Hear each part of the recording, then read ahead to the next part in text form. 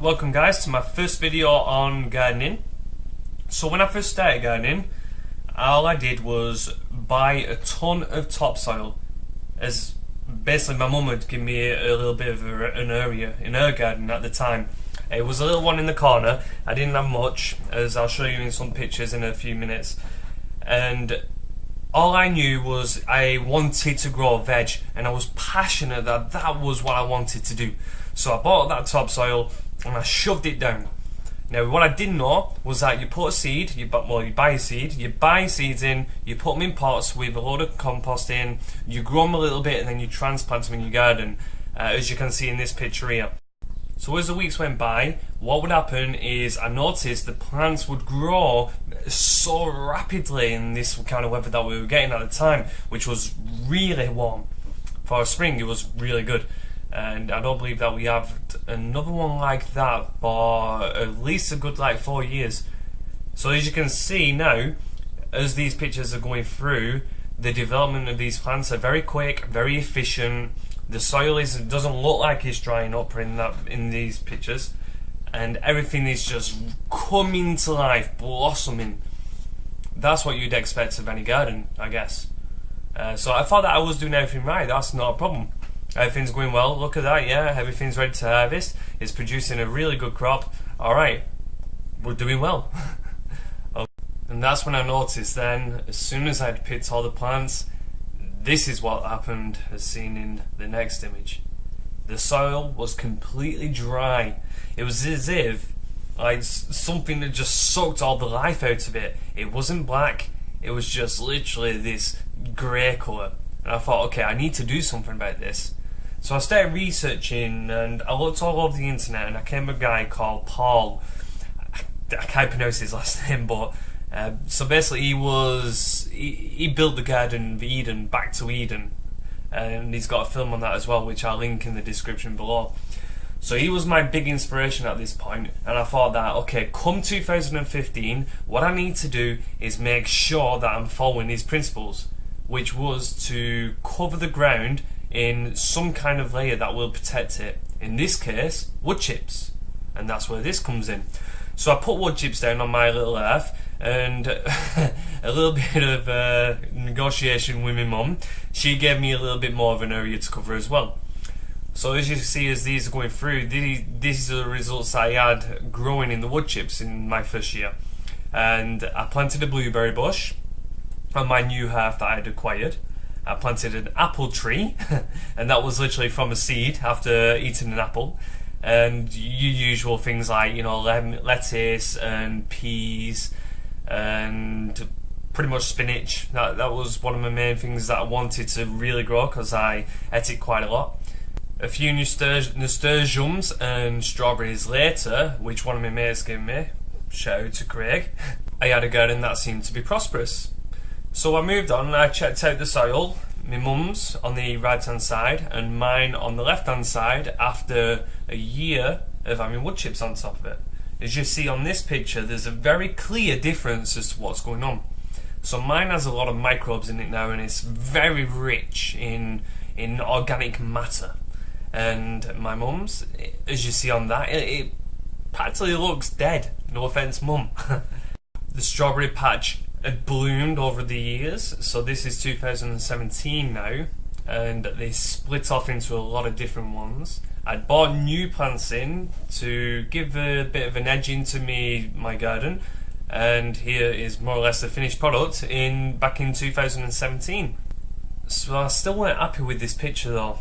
It seemed like there's got a lot of space that isn't being used or utilised, and I didn't really get much of a crop. So I was like, I've kind of gone backwards here. I started off with a lot of veg back in 2014, and come 2017, I'm harvesting less than what I got back then. The reasoning behind that was because I was growing everything in pots, and when I was transplanting them out, they was getting devoured by the snails and slugs. So I thought, there's something wrong with this picture. That's not how nature seems to work. If you look into nature, you'll see that everything seems to be green. There are no spaces around.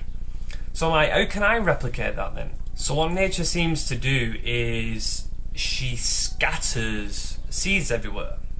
And them seeds don't actually get eaten by the slugs or snails. Well, they might do, but not every single one of them though. Some of them do survive. So I'm like, okay, then I'll transfer that kind of mentality onto my garden. I'm like, okay, then let's find it first to see if it's actually feasible to do that. So what I did was I went onto the internet, I searched through forums and all these other videos to see if scattering seeds on a surface would actually work. It's not something that you instinctively kind of know, but it's like something that you just feel in your gut that it should work. So when I got searching for that, that's when I came across a forum, and the guy on the forum actually said, yeah, this guy called Sepp Holzer, he does that, and that's how he developed his farm. So I thought, okay, now I have an answer. So I researched more on Sepp Holzer, found whatever videos I could on YouTube, watched all of them, and I then read through his book that he had. It was his second book that I read. His first book I couldn't get hold of because it's spent like 100 odd quid from Amazon. So yeah, I read through all that, and he talked in great depth about like different root systems, how some of them have very short root systems, some of them medium, some of them long, and the long ones support the short ones because they bring up more nutrition from really deep into the earth, which makes complete sense. And all these plants are connected to each other. They all talk to each other more or less in different forms by something like the internet, and I think that what they use is something called mycelium. I hope I pronounced that right. And that transports nutrients between all the plants basically. So with that in mind, I thought, okay, I can do that. I can do this. It's a natural way of producing a good garden. So this is my first year of using what they call a permaculture kind of garden. This is my mum's earth, if you have a look. Back onto that earth. It's still not covered, and it still looks just as dead as what it did a couple of years ago. Now then, rolling over to my side, this is what it's happening right now. In 2018, in June, everything should start blossoming and coming to life really quick now. So in this little area, there's about roughly, I'd say, 5 to 10 different species of plants. What you just passed then is my fennel. Now that is a beast. It produces all these seeds and it just spreads all around the garden. It's insane, honestly. I'd highly recommend not letting it go. Well, obviously letting it go to flower, but not letting it go to seed. We just passed the radishes there, and the kale, and the peas. Obviously I've not got no support, which is a bit of a mistake, but you win some, you lose some, I guess. This is the fennel. It's really blossomed. It's really come on this week. It's probably grown about at least a good 1 or 2 foot this week. Around it is the coriander and the chives and some of the wild flowers around there. In front now we have the goji berry bush, and around that is a lot of new different life coming through. That consists of like a lot of different wildflowers and little crawlers around like thyme over here. So near this goji bush there's tons of other stuff. I'm not sure what this plant is. As I said, I just grabbed a load of seeds from a lot of different packets and just chucked them out there. Asparagus is coming up though. I planted that just last year, and all these are the new seed heads that are coming up. Calendula is the one in the front. That's followed up with poppies and a lot of different brassicas that are coming through. As you can see here now, one of them is a bit more mature than the others. You've got a lot of peas in the background there, and you've got chicory coming up now. It does look like a weed, but I promise you it's not. And plus, I don't think I pull up weeds anymore, knowing that they pull everything from the ground. Okay, so we got more golden thyme, and on our right hand side now we've got some more spinach, just young spinach. It's found its way on that side. I didn't place it there. Birds must have kicked it over there. And these are bushes that I bought in 2017, my blueberry bushes, so they're just coming through. They're doing alright actually, yeah. They've not got much on them though, so I am a bit disappointed with them this year, but well. Okay, so on our right hand side now, and this is something that I'm particularly fond of, is the Elysium. Now I got told that that's an annual and that should die off, but as you can see from the skeleton of it there, it's come back to life. So I'm like, okay, some seeds must have survived then, which brings me on to another point, is to let them go to seed and just leave them in the ground. As you see there, another skeleton plant, it's probably got seeds in it and it might come up again. The nasturtiums have, they came up. So that's what I'm hoping is going to happen with all of these, and that's why I leave them all in there. I don't take the skeletons up just in case they do like pop up new plants. And I think over time that my plants will get stronger because I will save them stronger seeds. They'll adapt more to the atmosphere and obviously the nutrient content in my soil. So this is my old blueberry bush that came from when I first planted it back in 2015 when I first discovered Woodchips. It's a lot bigger, it's producing a lot more blueberries, and they're not quite ready yet, but they should get a little bit bigger yet.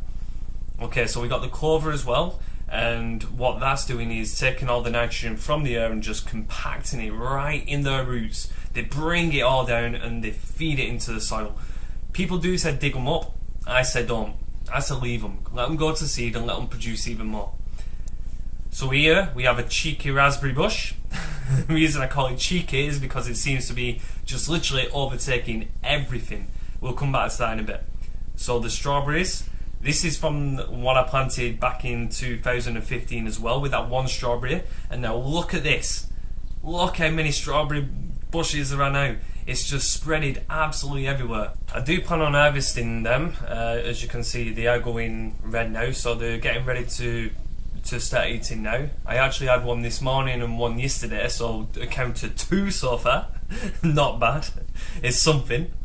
That one definitely does look ready, and a few look ready over here as well. But look at how many of that there are on these strawberries. So I don't know if that's normal or not, but there's quite a few strawberries there. So I'm going to plan on sharing all these with my workmates. If any of you are watching now, I'm sure you'll enjoy what you're seeing. These ones are wild strawberries and alpine strawberries. Them I started growing last year. They don't look that great though. So this big thing here that's coming up in front of us is our apple tree. And that was what we planted from seed back in 2015, sorry. So we've had that for a count of about 3 years now. Alright, so again, more peas at the back, more asparagus at the back that's come up, being its first year. Obviously it's not ready for me to actually pick yet, but it's getting there. Here's another one of those raspberry bushes, just spreading its wings and flying by the looks of it.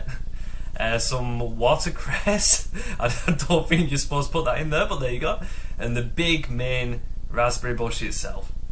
So that's what's producing all these little offshoots everywhere. Again, you can see some more offshoots down there right near the garlic that's coming up. Peas at the back.